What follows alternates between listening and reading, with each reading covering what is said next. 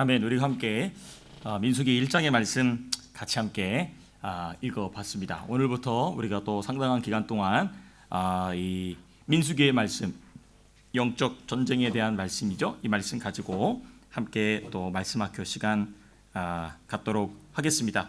우리가 이 레위기를 끝나고 이제 새로운 성경을 시작했기 때문에 우리가 전에 제가 지난 3년 동안 3년 이상이죠. 우리 교회가 4년 됐죠. 그렇죠? 이거 오래됐네요. 4년 동안 뭐 상당히 많이 반복한 모세오경의 구조, 우리가 오랜만에 한 번 더 반복을 해보도록 하겠습니다. 모세오경의 구조를 먼저 살펴보고 우리가 레위기 말씀 또 자세하게 살펴볼 것입니다. 먼저 우리 모세오경의 구조입니다. 모세오경의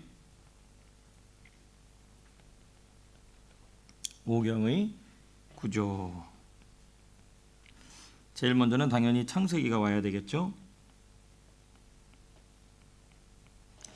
창세기는 그 핵심 주제가 무엇이었냐면 하나님의 생명이 사람 속으로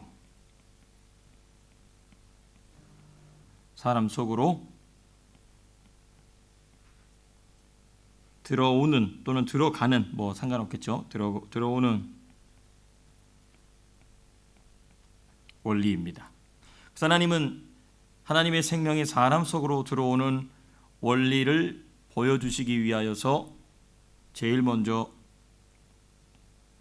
무엇을 창세기에 기록하게 하셨느냐? 아담과 하와 창조입니다.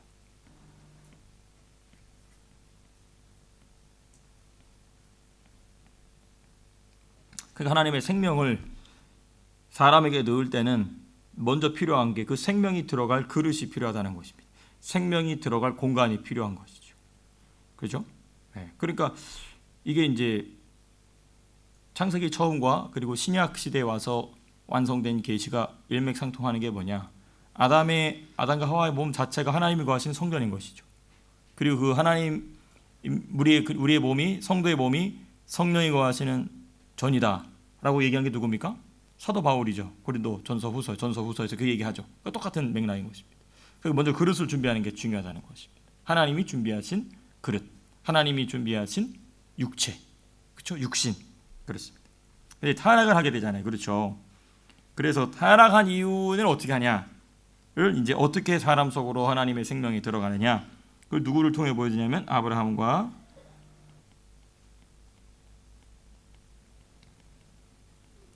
이삭과 야곱과 심령 성전. 그렇죠? 우리가 뭐 여러 번 많이 배웠지만은 아브라함은 성부 하나님, 그렇죠? 이삭은 성자 예수님, 야곱은 성령 하나님께서 곧 삼위일체 하나님이죠. 삼위일체 하나님, 그러니까 하나님의 생명이 사람 속으로 들어온다는 것은 삼위일체 하나님이 사람 속으로 들어오신다는 거잖아요, 그렇죠? 하나님이 주시는 생명과 하나님이 따로 있는 게 아니고 하나님 그 자체가, 예수님, 성령님 그 자체가 우리에게 생명이시잖아요, 그렇죠? 그러니까 성부 하나님께서, 성자 하나님께서, 성령 하나님께서 사람 속으로 들어오는 원리. 왜? 타락해버렸으니까 이걸 나눠서 가는 거예요. 아담은 타락하기 전에, 그렇죠? 하나님께서 지으시는 온전한 상태였잖아요, 그렇죠? 그러니까 뭐 성전을 만들고 자시고 할 게 없죠. 왜? 하나님 만들어 놓으셨으니까. 근데 사람이 자기 손으로 하나님 만들어 놓으신 성전된 자기 육체와 모든 것을 다 박살을 내버렸으니까 하나님이 그것을 다시 빚어가시는 과정, 성부, 성자, 성령께서 들어오셔서 사람 내부에, 사람 속에 거하실 만한 장소로 빚어가시는 과정을 쭉 역사 속에서 보여주신 게 아브라함, 이삭, 야곱이라는 것이죠. 그렇습니다. 이건 뭐 제가 주일에도 그렇고 새벽에도 그렇고 또 여러 번 반복했던 내용이기 때문에 여기까지만 강조하겠습니다. 그 다음 두 번째는 이제 출애굽기입니다.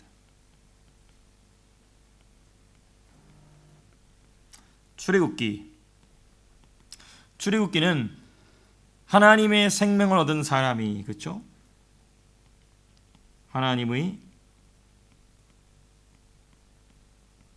생명을 얻은 사람이 세상과 분리되는 또는 구별되는 원리를 가르쳐주고 있죠. 하나님께서 이스라엘 백성 속에 생명을 넣으시고 이제 애굽으로부터 분리하실 때 가장 먼저 하신 일이 뭐냐? 모세를 부르시죠. 모세의 등장. 네. 모세를 등장시키신 다음에 이제 뭐 여러 가지 우리가 세부적으로 설명할 게 많지만은 그다음 하신 일이 뭐냐면 10가지 재앙으로 이스라엘 백성을 붙잡고 있는 원수를 두들겨 패신다는 겁니다. 이게 참 중요한 부분이에요. 하나님께서 원수를 두들겨 패셔요. 원수를 두들겨 팰 필요 없이 그냥 끌고 나오면 되시는데 왜 그럴까? 보여주시는 겁니다. 너희가 지금 원수에게 붙잡혀 있다라는 것을 원수를 두들겨 팹으로써 보여주시는 것이죠. 너무너무 중요한 부분인 것입니다. 그러니까 이때 중요한 게 뭐냐면 내가 원수하고 가까이 붙어있으면 붙어있을수록 고통스럽겠죠. 왜? 내가 하나님은 좀 원수를 두들겨 패는데 나는 원수하고 같이 있는 거예요. 그러니까 하나님이 내리치시는 몽둥이 같이 얻어맞겠죠. 이게 참 중요한 원리입니다. 네. 그래서 10대 재앙.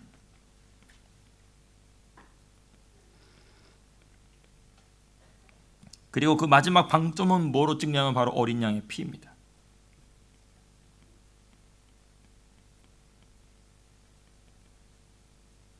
그렇습니다. 그리고 어린 양의 피가 심령 속에 적셔지게 되면 뭐가 튀어오르느냐? 불기둥과 구름기둥의 인도를 받죠. 의 인도를 받게 된다.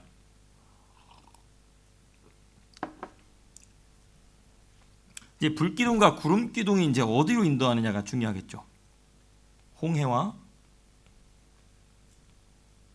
광야로 갑니다. 홍해는 뭐죠? 홍해를 맞습니다. 홍해는 세례입니다. 세례. 홍해는 세례야. 바울이 얘기했죠. 모세에게 속하여 그들이 다 무엇을 받았다? 세례를 받았다. 광야는 뭘 의미합니까? 파수예요, 파수예. 광야에 들어가서 그냥 다 박살이 나죠. 그렇죠? 광야 40년. 그러니까 아주 이게 이 하나님께서 성도를 세상으로부터 구별해 내시는 과정이 기가 막힌 실제 역사 속에서 하나님이 보여주신 것입니다. 원리가 다 있죠. 그렇습니다. 오늘 우리가 충분히 살펴봤던 내용이기 때문에 여기까지만 하도록 하겠습니다. 그러니까 어쨌든 이 출애굽기 세상 하나님의 생명을 얻은 사람이 세상과 구별되고 분리되는 원리의 사실 핵심은 홍해와 광야입니다. 홍해를 건너고 홍해를 건너므로써 세례를 받는 것이죠. 그리고 광야로 들어가는 것. 이거 없으면 분리는 없다. 구별은 없다는 것입니다. 홍해를 건너 세례를 받고 광야를 통하여 파쇄된 사람만이 어디로 들어가느냐? 약속의 땅, 축복으로 들어갈 수 있다는 것이죠. 그렇습니다. 자세한 얘기는 또 나중에 또 기회가 되면 하도록 하고요. 그 다음에 이제 출애굽기 다음이 우리가 지난주까지 공부했던 레위기입니다.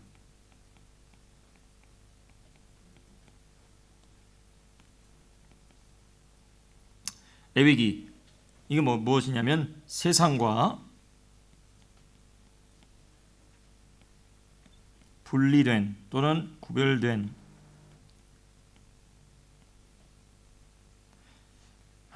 구별된 사람이 하나님과 교제하는 원리입니다.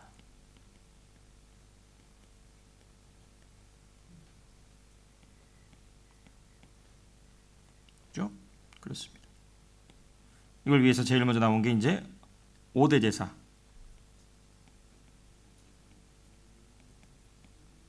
5대 제사가 나오고 그 다음에 이제 제사를 드리면 뭐가 있어야 됩니까? 제물이 나오죠. 그렇죠? 그리고 정결과 부정. 그렇죠? 이게 계속 왔다 갔다 하는 주제이지 않습니까? 그렇습니다. 하나님과의 교제를 위해서는 반드시 필요한 게 제사다. 제사를 드리려면 제물이 있어야 된다. 제물을 가져올 때 정결하냐 부정하냐 항상 체크해야 된다. 이게 이제 하나님과 교제의 원리인 것입니다. 그렇습니다. 자, 그 다음에 이제 민수기.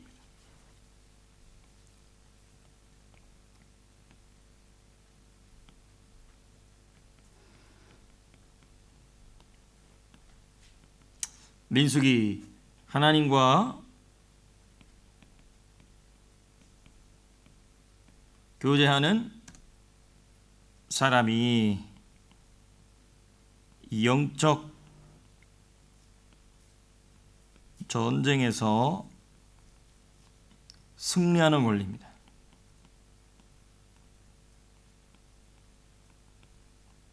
그러니까 이런 거죠. 세상으로부터 구별이 됐어요. 세상과 구별돼서 이제 누구와 교제가 시작이 되냐면 하나님과 교제가 시작이 됩니다. 그리고 하나님과 교제가 시작되는 순간부터 뭐가 시작되냐면 원수와는 싸움이 시작이 되는 것입니다. 그 싸움, 그 전쟁에서 어떻게 이길 수 있느냐에 대한 원리를 가르쳐주는 책이 민수기다. 그래서 영적 전쟁에서 승리하려면 민수기를 잘 알아야 된다. 그러니까 이 원리를 가지고 예를 들면 우리 지금 현재 시국을 가지고 본다면 전 목사님이 25년 전부터 그 얘기했어요. 민수기에 대한 설교를 하면서 대한민국이 싸워야 될 영적 싸움인데 조직이 구성이 돼야 된다. 조직이. 그리고 항상 에스겔 37장. 그렇죠? 마른 뼈들이 일어나는. 그거를 한 30년 20년 전부터 맨날 뭐 하여튼 그때부터 그 얘기 했어요. 그래서 막 목사님들 막 이리를 불러가고 저리를 그렇게 했어요. 근데 그 조직이 지금 그 광화문으로 수백만 명이 밀려 나오는 조직이 되죠. 그래서 그 전 목사님 초기에는 항상 했던 게 있어요. 지금은 그런 얘기 안 하시지. 이제 1000만, 2000만 가시잖아요. 근데 제가 고등학교 때, 중학교, 고등학교 때 항상 뭐 집회만 하면 집회 처음엔 그런 얘기 안 하셔. 처음 온 사람은 시험 들까 봐. 그래서 첫째 날, 둘째 날, 셋째 날까지는 은혜의 집회로 그냥 막 젖어들게 해서 마지막 날에는 목사님 하는 말씀 무조건 다 하나님 말씀으로 들리게끔 다 해놓고 그리고 그때 가서는 마지막 날에는 하루 종일 애국 강연 하셔. 그러면서 맨날 하는 게 뭐냐면 300만 생명 공동체 이거 많이 하셨어요. 이런 말씀 드리는데 한 번도 안 들어보죠. 전 목사님 말씀하실 때 초창기에는 하여튼 귀에 딱지가 않도록 그 300만 생명 공동체. 그래서 이 목사님 약간 이게 본인도 과대망상이 되었어요. 이 300만 생명 공동체 만들어 가지고 한강에서 집회를 하자. 그래서 목사님은 배를 타고 왔다 갔다 하면서 집회를 하고 한강 둔치에 300만 명이 모여 가지고 집회를 한다는 거예요. 그거 한다고 그냥 막 별날을 끝내 안 됐어. 안 됐어. 근데 하여튼 그때 그랬어요.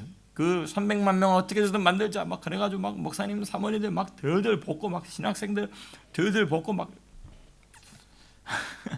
그때 입었던 이 초록 이 파란색 티셔츠가 있어요. 청교도 영성훈련원 이렇게 적혀 있는. 한 번도 보신 적 없으시죠? 저는 그 집에 한국에 있습니다. 파란색 티가 있거든요. 파란색 티 있고 300만 명. 그래서 목사님이 이거를 티를 600만 장을 찍었어요. 1인당 2장씩. 그래서 공짜 다 나눠줬어요. 하여튼 그 양반은 그때부터 돈을 그렇게 썼어요. 교회 재건축 한다는 거 장로들 두들겨 패가지고 쓸데없는 돈 쓰지 말라고 해서 그거 다 목사님 사모님들 이 300만 공동체에 티를 600만 장을 찍었어요. 600만 장.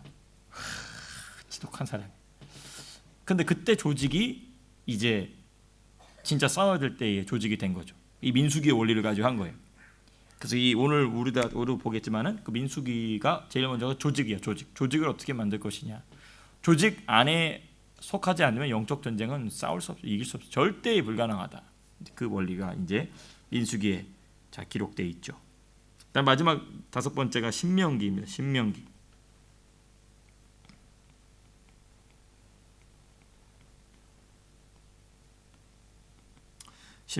영적 전쟁에서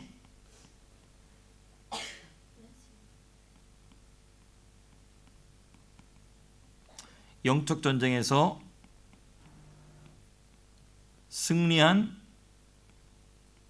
성도에게 임하는 축복입니다.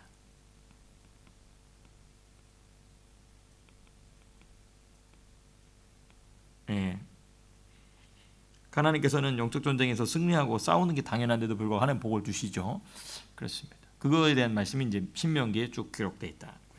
여러분 그래서 이 오고는 항상 이렇게 쉽게 그냥 눈 감고도 줄줄줄 얘기할 수 있을 정도로 되셔야 됩니다. 그래서 우리가 오늘부터 공부할 부분은 이제 민수기죠. 민수기 하나님과 교제하는 사람이 성도가 영적 전쟁에서 승리하는 원리가 뭐냐 된 말씀 우리가 오늘부터 살펴보시겠습니다. 자, 제일 먼저는 우리가 이제 민수기 몇 장입니까? 민수기 1장 1절에서부터 54절, 마지막 절이 54절이죠. 네. 1장에서 뭐가 시작이 되냐면 우리가 민수기를 모를 때는 그냥 하여튼 뭐 발음하기도 어려운 이름들 막 그냥 막 쭉 써 있고 그냥 막 몇 명이 몇 명이고 몇 명이고 이거 성경에 왜 써놨지? 그런데 이제 그게 아주 중요한 비밀인 것입니다. 이게 뭐냐면 전쟁을 위한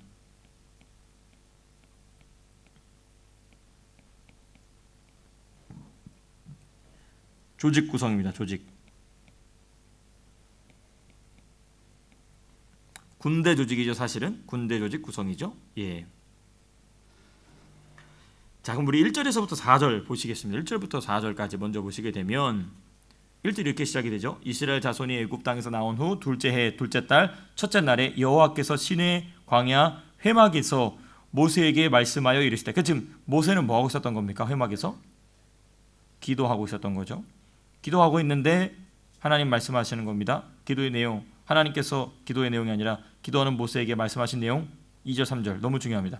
너희는 이스라엘 자손의 모든 회중 각 남자의 수를 그들의 종족과 조상의 가문에 따라 그 명수대로 계수할지니.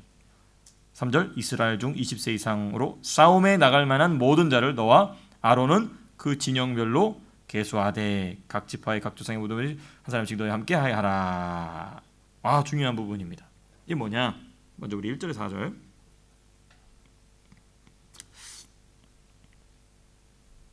이건 뭐냐면요, 조직 구성의 명령입니다. 조직 구성의 명령. 전쟁을 위한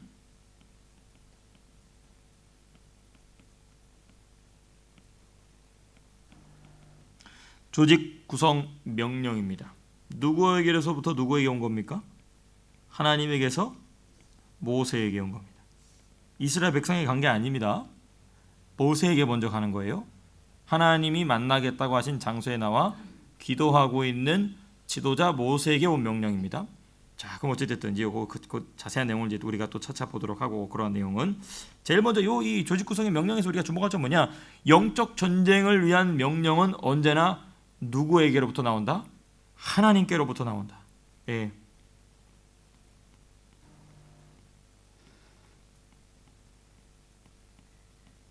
영적 전쟁을 위한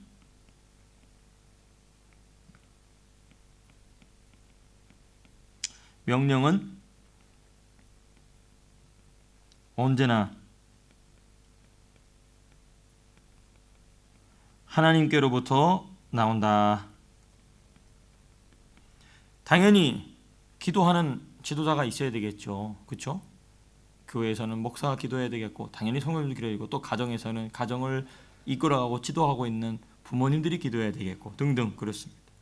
이게 왜 그러냐면요, 이 하나님으로부터 명령이 나온다. 영적 전쟁을 위한 명령은 하나님께로부터 나온다는 것이 왜 중요하냐면요, 그 전쟁을 위한 군대의 조직의 정통성 때문에 그렇습니다.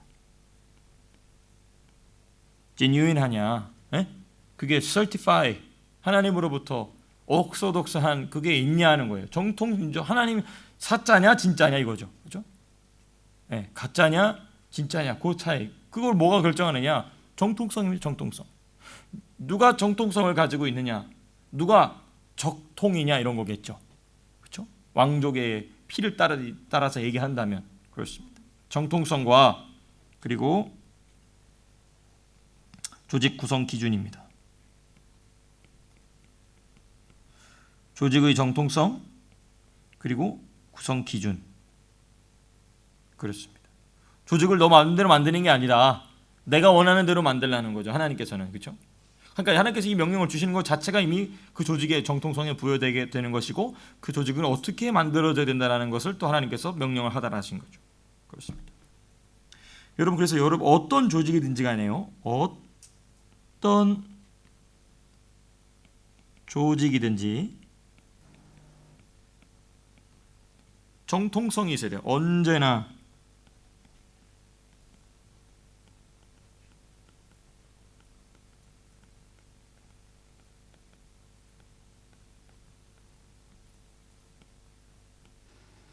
이게 꼭 교회 조직이 아니어도 괜찮아요. 가정도 조직이잖아요. 그렇죠? 또 우리 직장도 조직이잖아요. 친구 관계도 조직이잖아요. 그렇죠? 다 구성원이고 커뮤니티잖아요. 그렇죠? 거기에 정통성이 있어야 돼요. 정통성. 누가 주시는 정통성? 하나님이 주시는 정통성이 있어야 돼요. 여러분, 정통성이 없는 조직은, 그렇지 못한 조직은 사탄의 것이다. 아는 또는 못한 조직은 사탄의 것이거나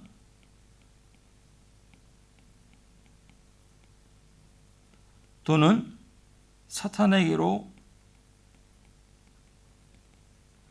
넘어갈 가능성이 높다. 매우 높다. 사실상 넘어가는 거 다름없죠. 그럼 이제 이런 질문 해볼 수 있습니다. 원래는 정통성이 없는 조직이었는데 하나님이 정통성을 부여하시는 조직이 있을 수 있고, 처음에 시작은 하나님이 정통성을 주셔서 생명의 조직을 아름답게 이뤄가는데 나중에는 잃어버릴 수 있다는 것이죠. 이게 참 중요합니다. 그 정통성을 바울은 뭐라고 그랬냐면, 내가 너희에게 가르쳐준, 전하여준 전통이라고 그랬죠. 파라도시스 기억나십니까? 제가 늘 얘기했던 파라도시스, 전통. 어딘지, 말씀이 어딘지 기억나시나요? 한번 찾아볼까요? 전통. 내가 너에게 전한 전통. 여러 군데 많이 나오는데 고린도전서 11장에도 나오고,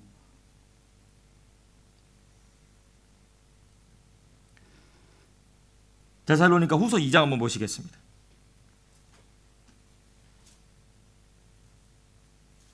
데살로니가 후서 2장 15절.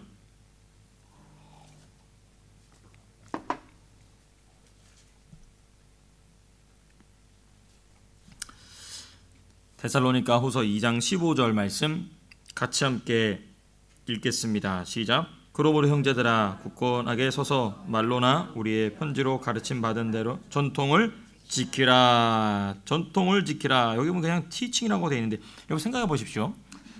전통이라는 거는 우리가 일반적인 개념으로 생각할 때 역사가 긴 데서 나와요, 역사가 짧은 데서 나옵니까?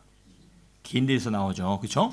자, 그런데 우리가 성경 뭐라고 될까요? 정경학이라고 그러죠. 정경학.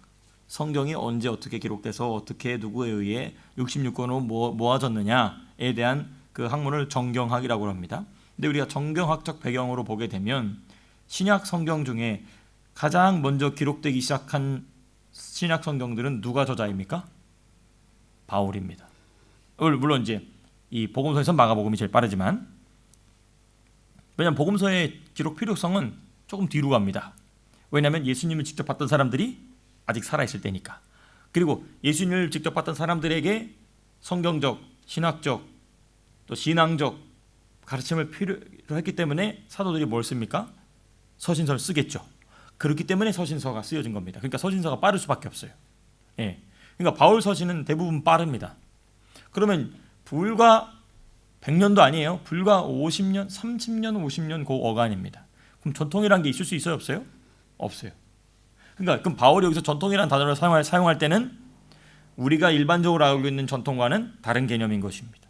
그런데 그 전통이를 지금 여기 한국어로는 전통이라고 되어 있지만은 사실 이 올바른 가르침이라고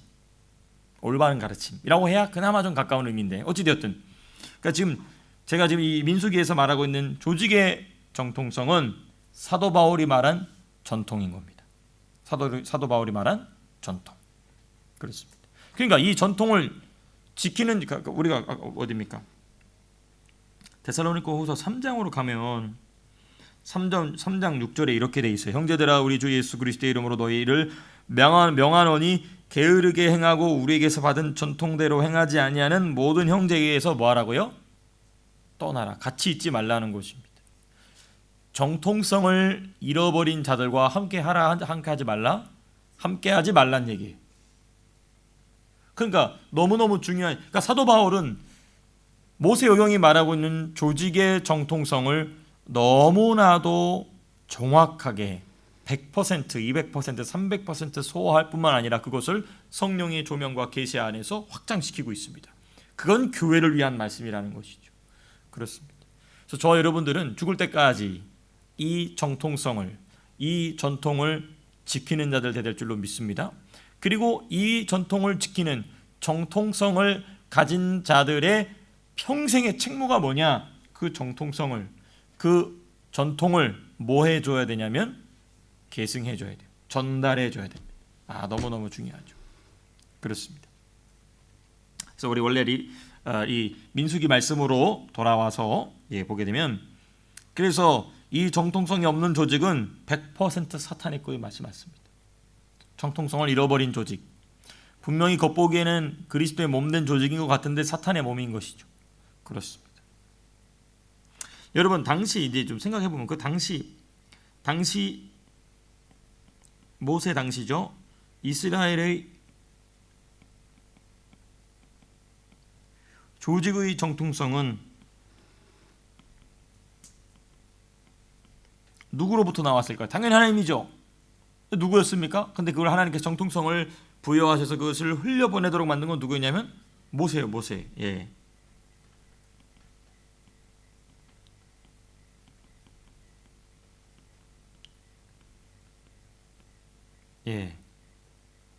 그러니까 하나님이 모세에게 일임하신 권위로서 하나님이 모세에게 일임하신 권위, 그래서 모세의 뜻에 따라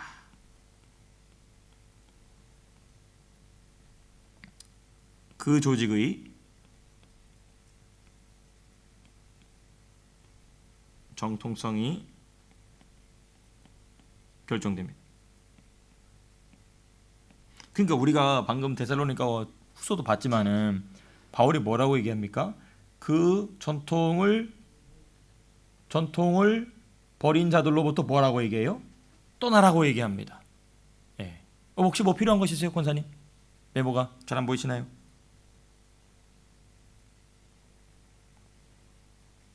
네, 조직의 정통성이 결정된다. 그렇습니다.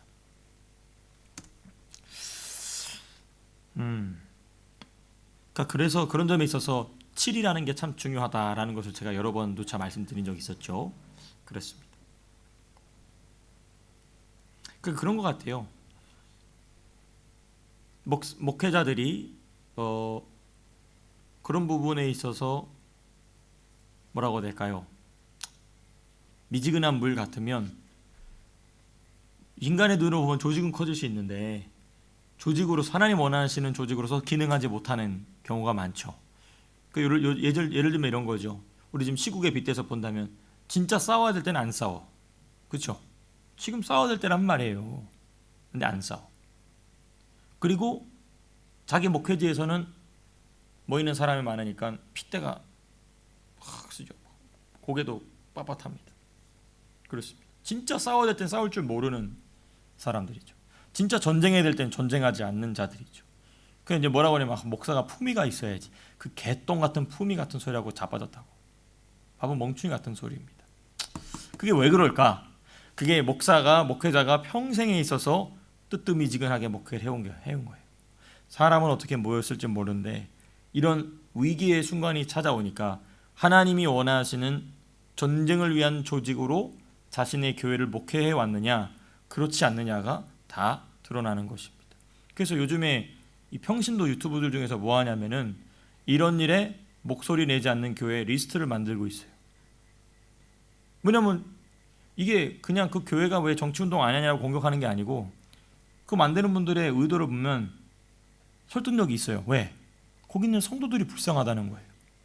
공산주의자들이 저렇게 아주 간사한 가면을 쓰고 나라를 혼미하게 하고 있는데 목회자가 그런 일을 제대로 가르쳐주지 아니하므로 그런 일을 분별하지 못하는 것만큼 이 억울한 게 어디 있냐는 거예요. 그건 맞는 말이에요. 그 목사들이 해야 될 일인데 목사들이 안 하니까 이제 평신도들이 하죠. 유튜브 막 10만 명, 20만 명씩 보는 그런 유튜브들이 이제 기독교 유튜브들이 그걸 만들기 시작했어요. 그래서 애당초 좌익적, 공산주의적, 사회주의적 발상을 가지고 있는 목사님들 목록도 당연히 주시고 교회에서 아무 말도 안 하는 목사님들 이제 대형교회 다 작살 납니다. 이제 저는 아주 잘 됐다고 생각합니다. 꽃이다. 개폼 잡더니 더럽게 개폼 잡더니 지들이 무슨 하나님인 줄 알고 개폼 잡더니 자기들 손에는 더러운 거 눈곱만치도 묻히려고 하지 않는 인간들. 그렇습니다. 어찌되었든 그래서 이 싸움을 나갈 때 보면 그 조직이 정통성이 있느냐, 하나님이 주신 전통을 지키고 있느냐, 그렇지 않느냐가 이제 드러난다는 것이죠. 그다음에 이제 조직을 구성하는 기준입니다. 조직을 구성하는 기준.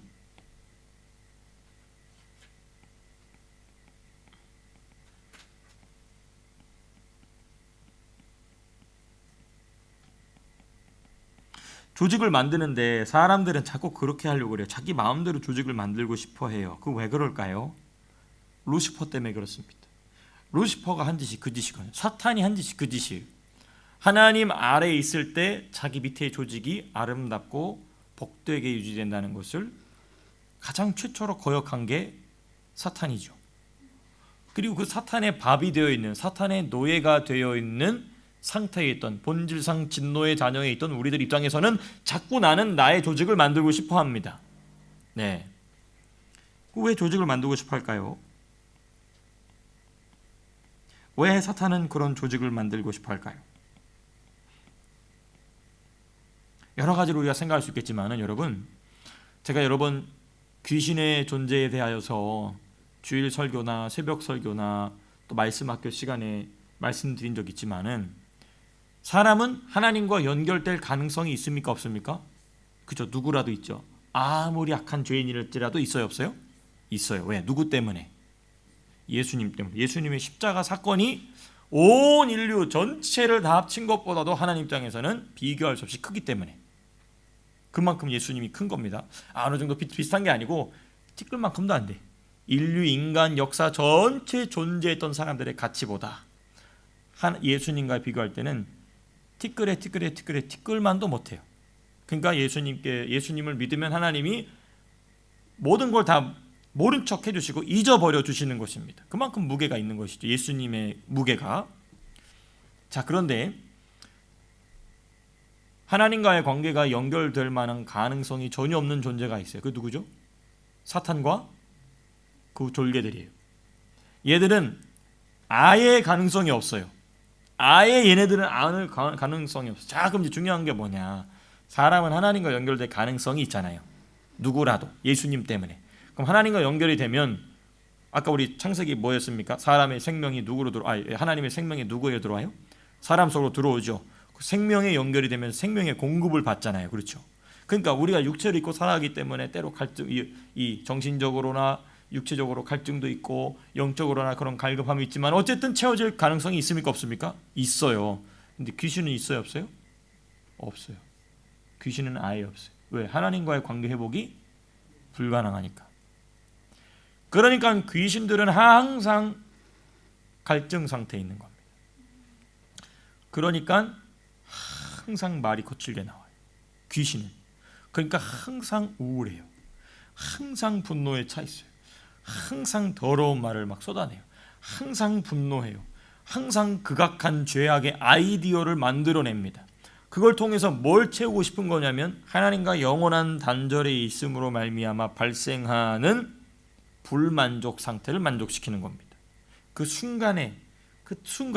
그러니까 근데 귀신에게는 육체가 있습니까? 없습니까? 없죠. 육체가 없으니까 귀신이 하고 싶은 짓은 항상 자기 생각 속밖에 없어. 근데 아담과 하와가 선악과를 따서 먹음으로 말미암아 그 육체 속으로 뭐가 들어오게 한 겁니까? 그 귀신이 들어오게 만든 거예요. 그러니까 귀신이 그토록 자기가 하고 싶은 거를 사람의 육체를 빌려서 한다 이것이죠. 그게 뭡니까?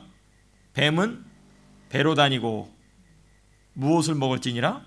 흙을 먹는다는 게 그겁니다. 제가 여러 번 설명드렸죠. 그러니까 흙을 먹는다는 건 사람을 먹는다는 거예요. 사람 속으로 들어와서 자기가 육체가 없으므로 자기가 만족시키지 못하는 욕구를 해소하는 통로가 귀신인 거예요. 사람인 거예요. 사람과 귀신이 그렇게 되는 거예요. 그러니까 이 귀신이 하는 짓은 정말 그러니까 사람들이 보면 기상천외한 죄악들을 막 저지르잖아요. 그게 뭐냐? 하나님과 영원한 단절 가운데 있는 귀신이 가지고 있는 욕구 불만 상태를 사람을 통하여서 저지르는 것입니다. 그러니까 뭐 어떤 미친놈들 보면 사람을 죽일 때의 쾌감을 느낀다고 그러잖아요. 그 사이코패스라고 하잖아요. 그게 심리학적으로 그렇게 단어를 정의할 수 있지만 그게 그냥 심리학적인 일입니까? 분명히 영적인 일입니까? 분명히 영적인 일이에요. 그게 뭐냐? 그렇게 귀신은 불만족 상태가 극한으로 가 있다는 것입니다. 그리고 그 불만족 상태를 만족시키는 통로가 인간의 육체라는 것이죠. 그리고 인간의 육체가 그렇게 쓰임받을 수 있도록 만든 게 아담이라는 것입니다. 근데 하나님께서는 그걸 뒤집어서 하나님의 성령께서 들어오셔서 그 일을 하시고 싶으시다는 것이죠. 너무 기가 막히지 않습니까? 이게 하나님의 은혜죠. 성경이 말하는 진리입니다. 자, 그런데 이거를 제가 지난 주일에 시간이 없기도 하고 또 우리 학생들도 있고 그러니까 다 이해를 못할 것 같아서 간단히 하고 넘어간 부분인데, 영적 세계를 보게 되면 하나님의 몸된 예수님의 몸된 교회는 지들끼리 막 싸우고 치고받고 막 별 소위 이런 지랄 발광을 다 떨잖아요. 그렇죠? 근데 마귀의 조직은 안 그런다는 거예요. 예수님 말씀을 보니까 그게 기가 막히잖아요. 우리는 예수님의 십자가로 구원받은 사람들은 막 지들끼리 욕하고 막 별 발광을 떨고 뭐 어떤 놈은 이단으로 나가고 어떤 놈은 교회를 깨버리고 어떤 놈은 믿다가 말아버리고 이 발광을 떤단 말이에요. 근데 마귀의 조직은 안 그런다는 거예요. 그게 어떻게 가능할까? 강력한 힘에 의한 이 명령 체계입니다. 강력한 힘. 그럼 이 힘은 어디서 오냐? 왜냐하면 아까 제가 말씀드렸죠.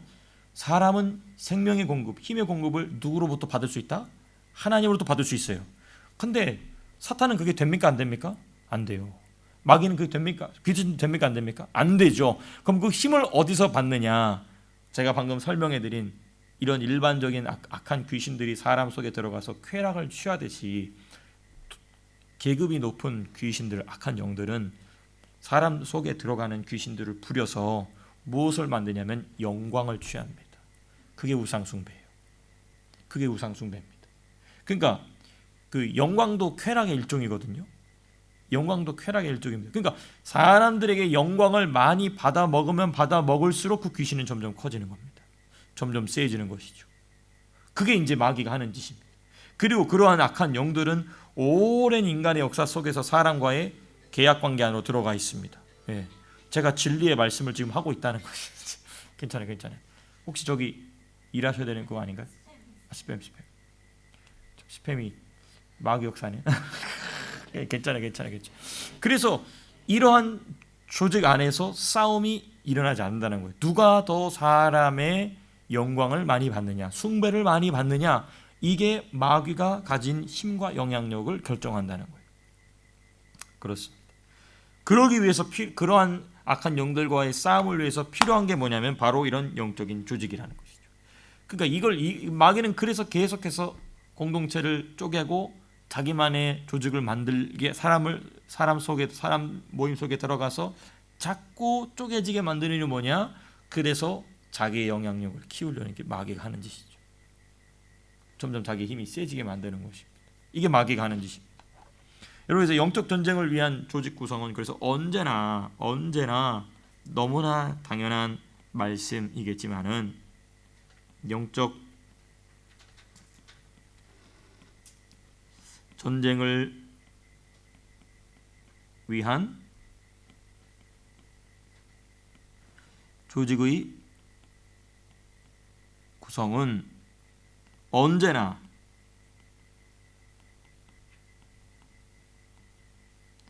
조직의 구성 기준은입니다. 아이고, 죄송합니다. 제가 뭘 빼먹었네요. 여기다가 글을.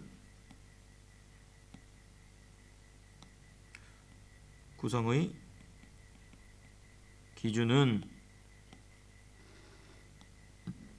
언제나 기록된 말씀인 성경에서 찾아야 됩니다.